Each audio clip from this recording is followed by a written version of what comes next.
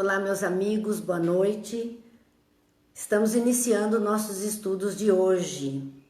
Hoje, terça-feira, dia 21 de abril, uma data que nos lembramos de Tiradentes. A nossa história do Brasil fica mais enaltecida diante dos nossos olhos, esses homens valorosos que lutaram para fazer dessa terra uma terra melhor.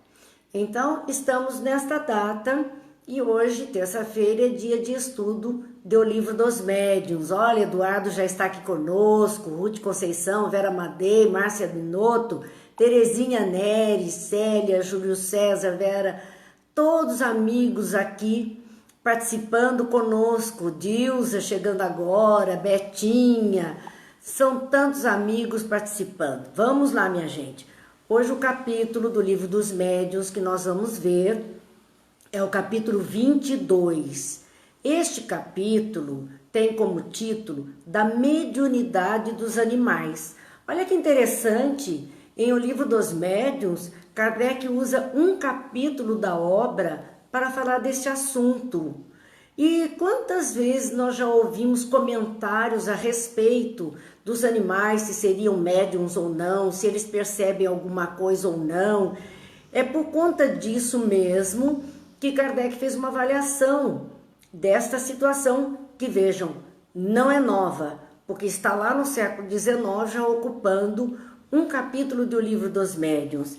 E nesse da mediunidade dos animais, ele inicia o capítulo no item 234, levantando um questionamento, dizendo que era um questionamento muito frequente que ele ouvia naquela época, se os animais poderiam ser médiums. Era uma época dos fenômenos mediúnicos acontecendo. Eram as mesinhas que giravam, eram cestinhas de bico que escreviam, efeitos físicos por todo lado. Enfim, a mediunidade estava pipocando na Europa àquela época. E claro que chamaria atenção e muitos questionamentos seriam levantados. E um deles foi este: seriam os animais médiuns? Eles podem ser médiuns? E Kardec então começa a analisar, dizendo o seguinte, que alguns fatos que acontecem com os animais podem nos levar a responder afirmativamente: sim, os animais são médiuns, ou servem como médiuns, poderíamos dizer isso. Liane, Regina, boa noite. Então, ele diz que fatos eles observavam para dizer da possibilidade do animal ser médium. Ele falava especialmente de uma situação que era comum. Nós tínhamos há algum tempo o homem do realejo.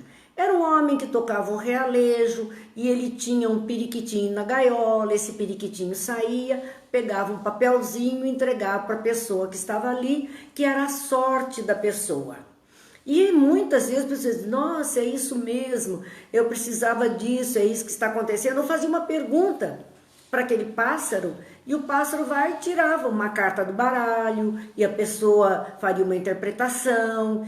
Enfim, isso é uma coisa que para nós se tornou corriqueiro. E a época de Kardec também acontecia pelas ruas de Paris o mesmo fato. Então, ele nos diz o seguinte, que certos fatos, que eram esses especialmente, pareciam responder sim, o animal é médium, ele está respondendo o que eu estou perguntando, ele consegue tirar uma carta, um bilhetinho, que exatamente diz aquilo que eu estou pensando ou necessitando ouvir, então ele é médium, ele adivinhou mesmo. Ele analisa que há alguns indícios de inteligência, sim, em alguns pássaros. Por conta dessa inteligência, esses pássaros podem ser treinados. E aí não tem mediunidade, aí tem um grande trabalho. Quer dizer, o que mais admiramos foi a arte que se teve de desenvolver para a instrução desses pássaros. Então, o que ele mais admirou não era o pássaro tirar lá uma cartinha, tirar a sorte para a pessoa, alguma coisa desse jeito. Não, o que ele mais admirava eram aqueles que conseguiam treinar o pássaro, conseguiam algum método para fazer com que aquele pássaro procedesse como ele desejava. E hoje a gente vê muito disso. Animais que aparecem em filmes, em novelas que a gente vê, são animais que foram treinados para isso. Então, mais do que o animal, é a especialidade daquele que conseguiu treinar esse animal para isso. Também, no campo da polícia, quantos animais são usados, cães são usados para farejar drogas, para descobrir algum malfeitor, alguma coisa desse tipo. São animais treinados, ou demonstrações em apresentações públicas que eles realizam. Então, nos circos nós vemos isso. Então, o Kardec disse, olha, o que eu mais admiro não é o animal tirar uma carta, um bilhetinho. Eu admiro quem o treinou desta forma. E seria um caso, diz ele, de prestidigitação. Aquele fato, e não mediunidade, do passarinho ir e tirar o papelzinho. Era prestidigitação. E o que é prestidigitação? É uma dissimulação dos truques empregados, onde você não percebe a coisa. É a magia, é o mágico, o prestidigitador. Ele realiza coisa diante dos nossos olhos que nós ficamos pasmos, eu confesso para vocês, adoro mágica. Nunca eu consigo perceber o truque. Eu acredito tanto na mágica que eu estou vendo que não percebo o truque. E é isso exatamente que estes homens faziam, prestidigitadores, e eles assim chegavam ao alvo, ao efeito que eles desejavam. Então não havia mediunidade nenhuma. Célia, boa noite, Zé Carlos, boa noite. Não havia mediunidade nenhuma naquele animal. Havia um treinamento apenas. O caso é interessante, diz ele, e resta admirar o talento, então, do instrutor. Mas também a inteligência do aluno, no caso, um pássaro, um periquito, podia ser um cachorro, um cavalo, enfim, a inteligência daquele animal. Porque a dificuldade maior, nos relata Kardec, a dificuldade maior do que o pássaro, só se tivesse de agir através de suas próprias faculdades. Então, ele não age por conta própria. Ele há um treinamento, ele é condicionado àquele comportamento. Não é uma ação consciente, escolhida, praticada por ele livremente. Ele foi condicionado, fosse para receber um prêmio, um agrado, um mimo, não importa, mas ele foi condicionado a isso. Não é mais extraordinário ensinar-lhes a tirar cartas que habituá-los a contar ou repetir palavras, porque no caso, por exemplo, um papagaio, as pessoas ensinam música, ensinam a cumprimentar, ensinam a pedir café, ensinam a contar números, ensinam muitas palavras a um papagaio. Então é natural que este animal fosse treinado dessa forma, mas não porque o papagaio canta uma música, ou diz bom dia para alguém, ou chama o nome de alguém, ou pede café para alguém, não por isso que ele está fazendo sendo médium, ou externando a sua inteligência. Ele condicionou aquele horário, o seu desejo, a determinados piados, a determinados latidos que nos alertam para o que ele deseja. Mas ele está condicionado a um trabalho, ele aprendeu com alguém, ele não é um instrumento e não tem consigo apenas a capacidade de tomar essa decisão. Então a Terezinha está questionando, e o caso do cavalo que é levado ao hospital e interage com os pacientes? Então, Terezinha, nós temos animais que vivem mais próximos do homem, como é o caso do gato, cachorro, alguns pássaros e cavalos também. O cavalo e o cachorro são os mais inteligentes nesse convívio com o ser humano. E é por conta disso, e depois nós vamos ver que o animal tem uma inteligência, um princípio inteligente que habita este animal, e ele tem, por viver mais próximo do homem, ele começa a desenvolver alguns rudimentos de sentimentos, de instintos mais suaves nesta convivência. E é por isso, ele foi treinado para se aproximar dessas pessoas, mas independente do treinamento, o animal interage com a pessoa na frequência da vibração dos sentimentos, do carinho, do olhar, da voz necessitada. Então, não é uma mediunidade, isso está fazendo parte da evolução da espécie animal, mas ele não é médium de espírito nenhum, ele não dá uma comunicação inteligente, ele está no próprio desenvolvimento da espécie, nas mutações que a espécie foi sofrendo, é que ele está apresentando esse nível de evolução, de modificação no seu jeito de ser, e especialmente na convivência, então, com o ser humano, ele está adquirindo hábitos diferentes. No item 235, Kardec continua falando que a imitação da mediunidade nos pássaros nada prova contra a sua possível existência nesses animais. Não é porque aquele, no caso, periquito da sorte pode tirar aquela cartinha, pode tirar aquele bilhetinho ali no realejo, alguém fez uma pergunta, ou um animal treinado para números, responder números, como se estivesse fazendo cálculos. Não é por esta razão, que é algo associado à sua inteligência, que ele estará médium, que ele poderá então exercer a mediunidade. A questão é que são eles aptos, como o homem, a servir de intermediários aos espíritos para as suas comunicações inteligentes? Teriam os animais, o animal, nos diz a Elisete, tem sensibilidade de perceber os espíritos. E nós vamos chegar aí, Elisete. Isso aí está dentro do capítulo. Vamos chegar aí também. Mas veja, de início, a Kardec está respondendo a pergunta, os animais podem ser médiums? Então ele está justificando que não, porque ele, pela condição, é treinamento, é condição de inteligência, mas agora nós vamos ver no item 236 desse capítulo 22, na dissertação de Erasto, nós vamos ver o seguinte, a explicação sobre a mediunidade e a razão. Então vamos entender agora como vai funcionar a coisa. Havia tese da época, era uma tese, se é possível animar a matéria inerte como a mesinha, a cadeira, lembram? No início, os fenômenos espíritas eram através de movimento de objetos. Fosse a mesinha, fosse cadeira, o deslocamento de alguma coisa, um estado aqui. Cortou um pouquinho e já voltamos. Adriana, boa noite. Fátima, boa noite.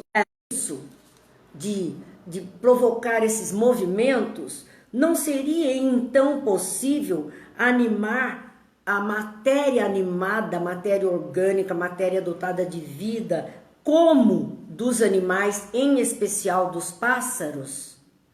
Porque se podiam fazer que uma mesa tivesse movimentos, uma cadeira tivesse movimentos e até fosse em direção a essa ou aquela pessoa, respondesse a esse ou aquele fato com batidas, não era possível os espíritos, então, animarem a matéria que já é dotada de vida, como no caso dos pássaros? Essa era uma tese, seria possível. Se o inanimado era comandado, por que o animado não poderia ser comandado? Então, dentro das leis normais que o Espiritismo nos traz, isso não é possível. E agora vamos ver então por que não é possível. Carlinhos, boa noite. Elizabeth, boa noite. Primeiro, Erasto analisa o que é o médium, porque nós estamos falando de animal ser médium. Então, o que é o médium? Questiona Erasto. E ele nos dá uma definição dizendo: médium é o ser indivíduo que serve de intermediário aos espíritos, para que estes possam comunicar-se facilmente com os homens espíritos encarnados.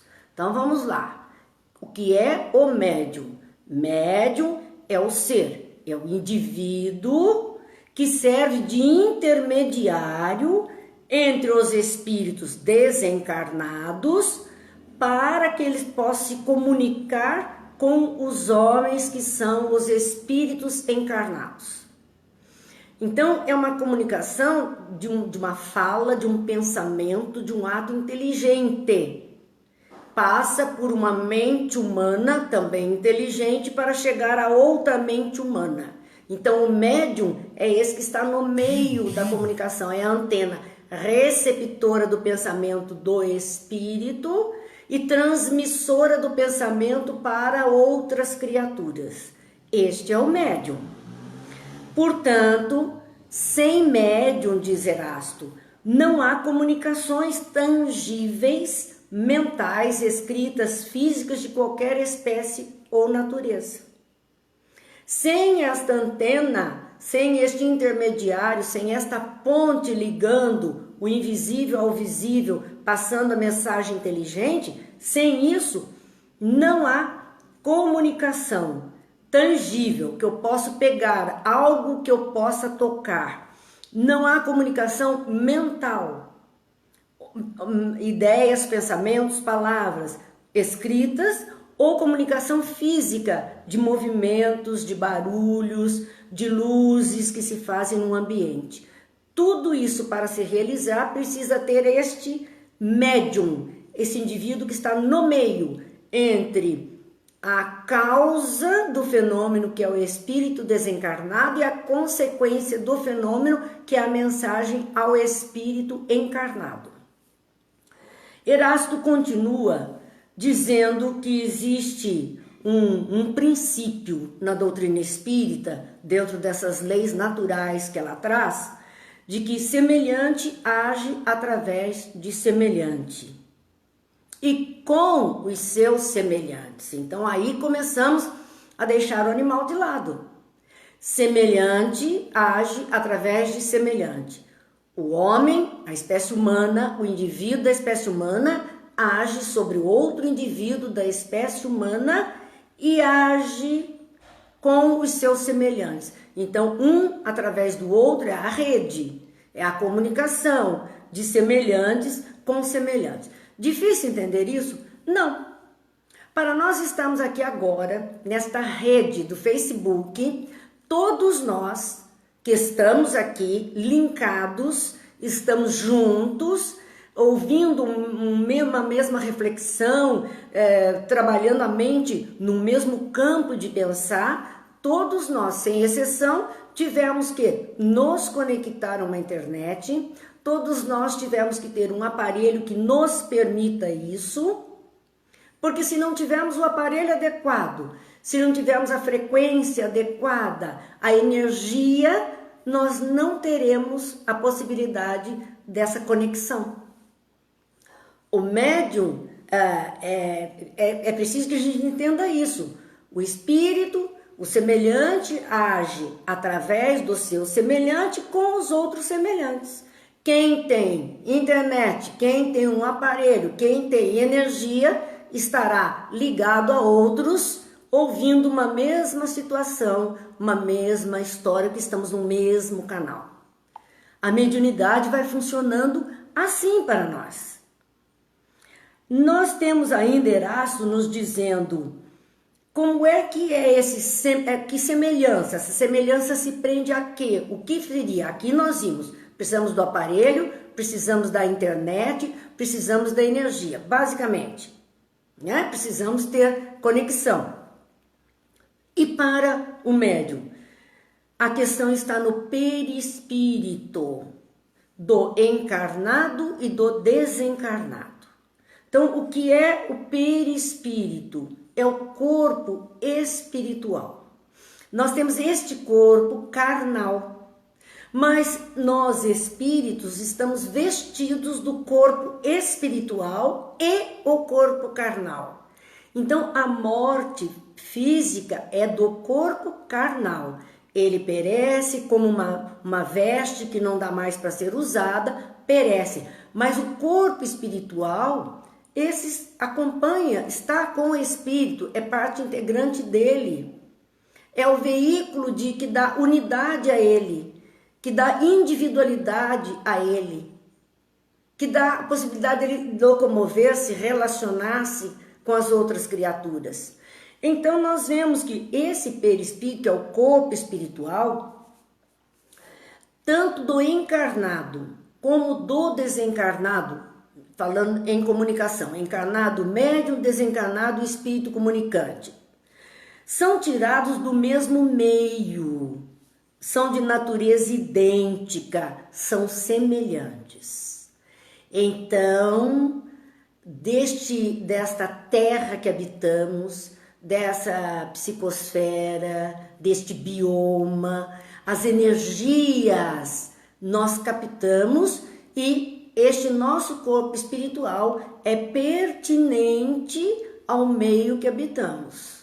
Ele é composto de elementos que fazem parte do nosso meio, tanto encarnado como desencarnado.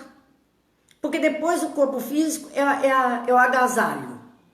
É o agasalho que nós estamos colocando.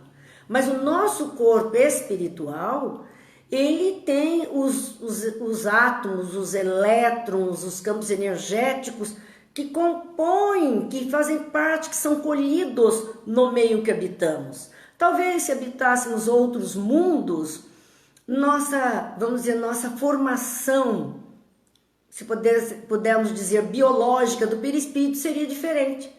A composição dele seria diferente. Mas como estamos aqui na Terra, a composição de nossos corpos espirituais é igual, formada pelos mesmos elementos que a Terra oferece a todos nós. Então fica aqui, poxa, aí nós poderíamos dizer, mas o animal não está aqui? O animal também não tem um corpo espiritual, o animal também não está usufruindo deste mesmo habitat, desses mesmos elementos que a Terra, sim, ele tem a mesma formatação. Vamos pensar então, um animal qualquer, um animal inferior qualquer, desses mais simples, mais restritos, será que ele tem exatamente os mesmos elementos compondo a sua estrutura que o ser humano? Temos as mesmas cadeias de carbono, temos as mesmas enzimas, temos as mesmas energias captadas, as energias trabalhadas, exudamos o mesmo campo vibratório? Não, talvez não. Porque depende das nossas estruturas já formadas para termos esta ou aquela condição. Vamos voltar à tecnologia e pensemos numa TV, aquela TVzinha nossa, eu costumo dizer aquela que tem anteninha de chifrinho, que punha bombril na ponta, que ficava toda chuviscada. Nos dias atuais, nós temos uma TV daquela. E temos também uma TV de plasma ultra moderna. Por que elas captam canais diferentes? Por que as duas na mesma casa não sintonizam os mesmos canais, não captam as mesmas imagens, os mesmos sons?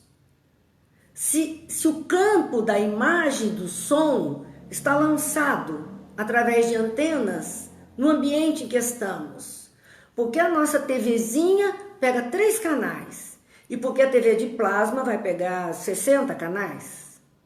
Qual é a diferença nisso? Onde estavam esses outros canais que a minha TVzinha não pegou? E por que a minha TVzinha não pegou? Eu não tinha condição nesta máquina para captar tudo aquilo que me é oferecido. Então, o nosso perispírito são estruturas que estão sendo formadas e que o perispírito humano mais elaborado, vamos dizer, uma máquina mais elaborada, consegue ter uma captação dos elementos do ambiente que o compõem de uma forma diferente daquela que é apresentada numa estrutura mais simples. Silvia, boa noite. Bem, então nós temos aqui na dissertação de Erasto, ele falando da razão primeira, que é o perispírito. Nós precisamos de semelhantes.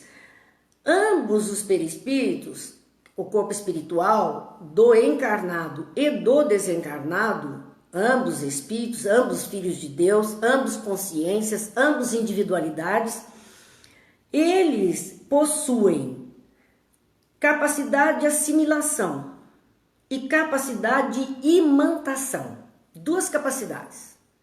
Assimilação maior ou mais ou menos desenvolvida. Alguns assimilam mais do meio em que vive, extraem mais. Vamos pensar em metabolismo, como se o nosso corpo espiritual fizesse um metabolismo dos elementos que estão na natureza. Tanto quanto o nosso corpo físico faz esse metabolismo dos alimentos que nós ingerimos. Mas nem todas as pessoas, o metabolismo é idêntico. Faz o mesmo aproveitamento desse ou daquele alimento. São estruturas diferentes, funcionamentos diferentes, razões diferentes. Então, a assimilação que o perispírito faz, ela é mais ou menos desenvolvida, tanto quanto a imantação, que é a capacidade da energia magnética que nós geramos, que será mais ou menos vigorosa nessa ou naquela pessoa. Então, há pessoas que têm um grande magnetismo, ela consegue trabalhar as energias que recebe, produzindo esse grande magnetismo, e outras que, estando no mesmo ambiente, não têm o mesmo magnetismo, o mesmo potencial magnético. E estando no mesmo ambiente, vamos dizer, pessoas da mesma família, alimentando-se das mesmas coisas, ela não tem o mesmo magnetismo, o mesmo poder energético que a outra. Lourdinha, boa noite. Adriana, boa noite. Helena. Essa capacidade de assimilação e imantação, maior ou menor, mais vigorosa ou menos vigorosa, permite aos espíritos encarnados e desencarnados pronta e fácil relação. Quem tem mais um campo magnético maior, quem tem uma capacidade maior de assimilação, poderá se conectar mais facilmente. Como se nós tivéssemos, então, voltando à nossa TVzinha, a nossa TVzinha com uma anteninha de pirulito e a nossa TV com fibra ótica. Então, a potencialidade muda, a possibilidade de captação muda. Por isso, a mediunidade, ela varia de pessoa para pessoa. Porque depende dessas coisas, e vejo que são coisas de estruturas orgânicas do nosso corpo físico e do nosso corpo espiritual. Jaques, boa noite. Val, Anitta, boa noite. O que pertence especificamente, então, aos médiuns? Porque nós estamos vendo que as coisas estão na resultante do que nos cerca, do ambiente que vivemos, daquilo que o planeta oferece, das condições. E o que é nosso de verdade? O que pertence ao médium, à sua individualidade, que dá a diferença? Afinidade especial, diz Erasto, e força de expansão particular. Afinidade especial, com isso ou aquilo, com esse ou aquele, com essa ou aquela causa. É uma questão de foro íntimo. Então, nós estamos vibrando em campos, cada um no seu. Força de expansão particular é o fluido vital. Tudo isso elaborado no nosso corpo resulta num fluido que vai alimentando as nossas células e que extravasam de nós. Este fluido vital, em alguns ele tem em exuberância, outros tem muito pouquinho precisam receber. Daí a ideia do passe na casa espírita, que é uma transferência fluídica. Então, em princípio, só deveriam recorrer ao passe as pessoas que estão em defasagem com seu fluido vital, que de alguma forma estão fraquinhas, estão precisando de uma carga de energia. Aí o passe entraria como um tônico, um fortificante para ele. Porque o médium, em princípio, estaria dando do seu fluido vital para as outras criaturas. Então, o que é que nós possuímos de nós? Uma afinidade especial, que dá a condição moral, a condição do nosso pensamento. Gosto disso ou daquilo, penso nisso ou naquilo, e vou fazendo as minhas escolhas com aquilo que me agrada. Para lá ou para cá é o que me agrada, é o meu mundo interior. Isso é meu. Isso é nosso, é do espírito, é o que eu tenho em mim de verdadeiro. E mais aquilo tudo que é elaborado através do meu corpo físico e espiritual, que resulta no fluido vital, que me dota de vida, de vigor. Anula no médium toda possibilidade de rejeição. Pois é, às vezes as pessoas dizem assim: disseram que eu sou médium, eu não quero ser. Eu não quero saber de mediunidade, eu não quero desenvolver mediunidade, eu quero que tire isso de mim. Eu brinco, porque a mediunidade tem como sede a pineal, né? A glândula pineal no cérebro. Eu digo, eu posso abrir sua cabeça e tirar a pineal daí, é a antena. Mas vocês viram que não é só a pineal, entra o perispírito nessa história. E entra o mundo mental do médium e o mundo físico da energia que ele produz. Então, quando diz que isso anula a possibilidade de rejeição, é que nós vamos atrair o que for semelhante a nós. É lei da natureza que fluido semelhante atrai fluido semelhante. Então não adianta dizer eu não quero, porque se eu estou produzindo, eu estou entrando naquela massa, naquele fluxo. E neste fluxo, não adianta eu dizer eu não quero. Eu produzo, está em mim. E daí fica a história que não há rejeição. Então aqueles espíritos que vão se aproximar estão atraídos também por essas energias, partilham dessas energias. Não são rejeitados por nós. Eu posso rejeitar, transmitir o recado, a influência, a sensação, isso eu posso rejeitar. Mas eu não posso rejeitar aquela presença, porque ela é atraída. É o campo magnético que está fazendo isso. Estabelece entre o médium e os espíritos, assim, uma espécie de corrente ou fusão que facilita a comunicação. Então, o que é que vai facilitar a percepção desse mundo espiritual, a captação da mensagem daqueles espíritos para poderem ser passadas aos outros? Esses fatores, o nosso campo mental, nosso mundo mental, nossas escolhas e também as nossas energias. Quanto mais nós temos para oferecer ou selecionamos, nós temos a condição de atender esse ou aquele espírito. Então, o médium, diz a Anete, tem suas próprias particularidades. Exatamente. Nós podemos não ter dois médiums iguais no mundo até. Não temos dois médiums iguais. Temos particularidades. Quando nós vemos a Anete, a pessoa vai a uma especialista na alimentação, uma nutricionista, e o que a nutricionista faz? Todo um levantamento da maneira de ser, de viver, etc. da pessoa, para fazer um planejamento de alimentação particular a ela. Não serve a outra pessoa. Então, é particular. E o médium é isto.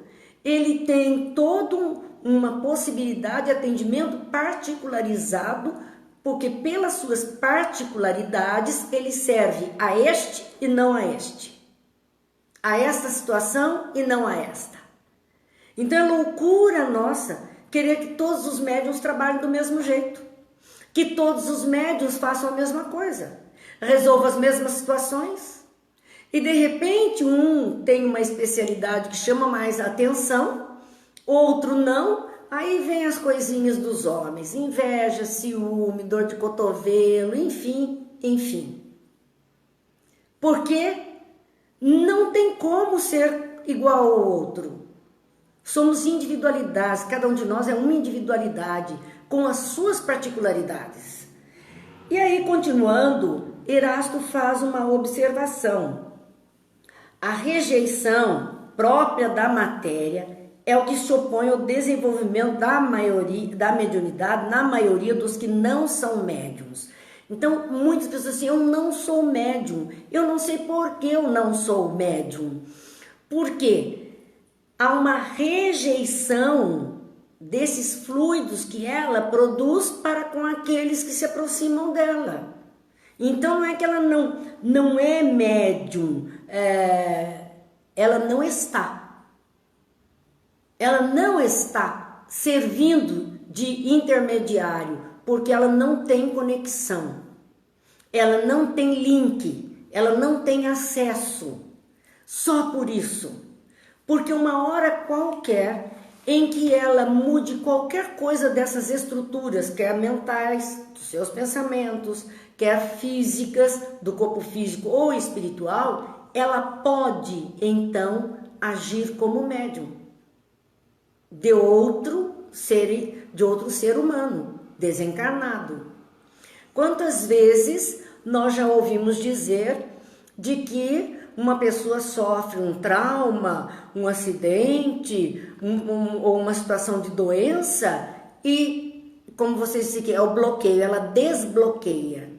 Fosse pelas medicações, fosse pelo estado emocional, fosse pelo choque do trauma, ela desbloqueia, ela abre outro canal. E ao abrir esse outro canal, ela está acessível a outras consciências.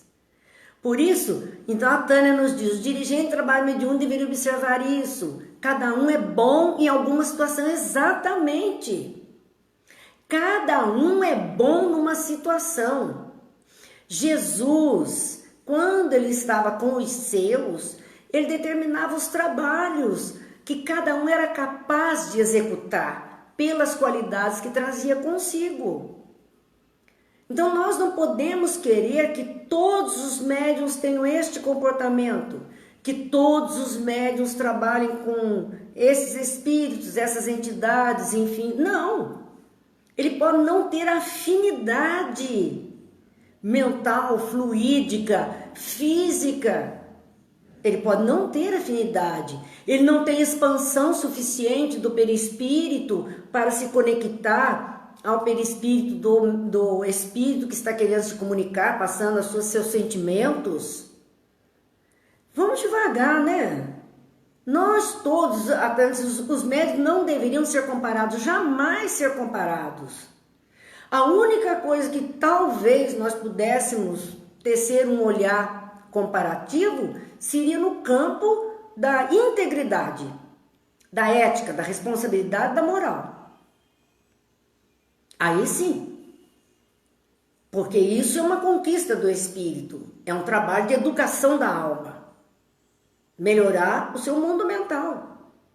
Então só isso, mas o que ele vai ser solicitado e o que ele vai responder na solicitação, então será diferente. Eliana já está colocando aí o canal do YouTube, lembrando a vocês que quem porventura não pegou o comecinho, quer assistir de novo, quer passar para um amigo, vai lá no YouTube, Marina Ferri, lá estão todos esses nossos encontros, essas nossas noites de conversação que temos tido aqui durante esse período de isolamento. Não estamos isolados assim, né? Estamos juntos e isso é muito bom. Chega lá, se inscreve, toca o sininho lá, tudo fica certinho e nós vamos usufruindo desses momentos com toda certeza, onde vamos tirando grande proveito. Gente, olhei o relógio aqui e a hora voou e nós não vamos concluir esse capítulo, nem dos animais. Fomos fazer análise da mediunidade para ver a impossibilidade de um animal ser médium. Mas uma análise que Erasto Tars está no capítulo 22 do Livro dos Médiuns. Eu aconselho que peguem o Livro dos Médiuns, capítulo 22, e vão rever esses pontos. Então nós vamos apenas andar mais um pedacinho e por hoje vamos encerrar deixando o restante para a próxima semana. O homem é um ser perfectível. Isso é muito importante a gente saber. A nossa perfeição está em fazimento. Nós é que vamos trabalhando para nos aperfeiçoarmos nisso, naquilo, e vamos nos acertando de uma forma melhor. O homem auxilia outro homem. Essa a nossa perfectibilidade. É assim que nós vamos melhorando a nossa capacidade. Quando vamos ajudando o outro, vamos colocando em prática aquilo que conhecemos, aquilo que sabemos, aquilo que vamos fazer. Isso tudo é o exercício que nós estamos desenvolvendo. Os animais não são perfectíveis. O homem é o que busca a sua própria perfeição. Os animais não. E por que ele coloca isso? Ele cita alguns exemplos para a gente observar. Porque a busca dessa perfeição, a questão da perfectibilidade, está associada ao desenvolvimento da inteligência. E no caso dos animais, os animais como que têm um clichê nesse rudimento de inteligência que eles têm, que identificam para cada espécie um tipo de comportamento para esta ou aquela situação. Então, o que é que Kardec nos mostra? Alguns exemplos que Erasto dá, apenas para a gente entender. Ele diz assim, olha, desde que o mundo é mundo, as lontras constroem sua choça sobre as águas, com as mesmas proporções, seguindo o esquema invariável. Se nós não temos aqui junto de nós, mas há países que as lontras são muito comuns nos rios e elas constroem com gravetos, elas constroem seu lar e ali tem seus filhotes e cuidam deles. Mas nós temos os pássaros. As pessoas, os ornitólogos, quando vão às matas, ao ver um determinado ninho, ele identifica, olha, esse é um ninho de rolinha, este é um ninho de tucano, este é um ninho da arara azul. Ele sabe pelo ninho que se apresenta. E aquela espécie de pássaro vai fazer o ninho sempre daquele mesmo jeito. Então, o animal, ele tem como um clichê. Ele não vai fugir daquele padrão. Ele vai sempre buscar fazer do jeito que está formatado dentro do seu rudimento de consciência. Assim, os animais em geral, na sua espécie, têm um programa de ação inalterável. Até que a espécie exista. Um dia, quando a espécie deixar de existir, outra espécie surgirá com outra forma de se alimentar, de viver, outra forma. Então, há para eles um projeto em andamento que eles cumprem rigorosamente. Mas o homem não. O homem é o perfectível. O homem ele está em processo de mudança constante pelo uso da inteligência. Então, em relação ao nosso habitat, o homem das cavernas, depois o homem que construiu tendas, cabanas, casas, prédios de apartamento. Então vejam como a mesma espécie que é humana foi modificando o seu habitat de conformidade com a sua necessidade e com o ambiente em que ele estava vivendo. Então, nós podemos ter casas com aquecedores, casas com telhados mais íngremes para a neve não parar, casas com platôs como no Egito, porque não tem nem a neve nem a chuva. Então, essa é a inteligência do homem. buscando esse homem perfectível. E Kardec lembra a respeito das vestes. O homem que vestia peles de animais, de repente passou a usar tecidos de ouro e seda, bordados. Quer dizer, essa é a mudança que nós estamos sofrendo. Então existe uma marcha incessante no progresso do ser humano. Ele é perfectível. Enquanto os animais vão seguir sempre o mesmo padrão. Daí nós estamos vendo a razão da incompatibilidade da inteligência humana na expressão da inteligência animal. A Marina diz assim, o João de Barro fazendo apartamento e contra o vento, não é, Marina? Ele se priva, ele observa para que a chuva não entre na sua casinha. E o homem, talvez olhando para aquela ideia, construiu os prédios de apartamentos, não sei, talvez. Os princípios comuns a tudo que vive e se move na Terra. Qual é o princípio comum a tudo que vive? O sopro de Deus. O sopro é a alma. Seja a alma com a letrinha minúscula ou com a letra maiúscula. O que quer dizer? A alma que anima, o ânima, que anima de vida o ser orgânico, no caso os animais, ou a alma que anima as espécies mais elevadas com outras qualidades de inteligência e consciência. Bem, aqui nós vamos interromper hoje, que passamos, mas vamos deixar para a semana que vem, continuando ainda falando deste capítulo do Livro dos Médiuns, para chegarmos à conclusão a respeito da mediunidade nos animais. Muita coisa nós vamos ver ainda pela frente. E agora, deixemos a nossa reflexão de hoje, porque mesmo para aqueles que digam, mas eu não sou médium, ou eu não estou médium, e por isso eu não tenho compromisso, não preciso ajudar nada, preste atenção. Nós dissemos que não é que não somos, não estamos porque alguns bloqueios estão em nós. Mas à medida que esses bloqueios forem diminuindo, nós estaremos acessando outras faixas vibratórias. Vamos sair da televisão de anteninha, de chifrinho, para uma TV de fibra ótica.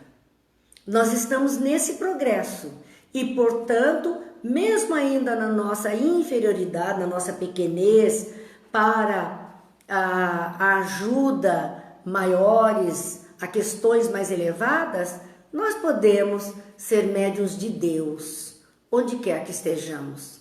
Se nada tens para doar aos companheiros do caminho na jornada humana, reúne as próprias forças e oferece-lhes um sorriso de paz e encorajamento, para que a tristeza ou o desânimo não se lhes aproximem dos corações. São palavras de Emmanuel.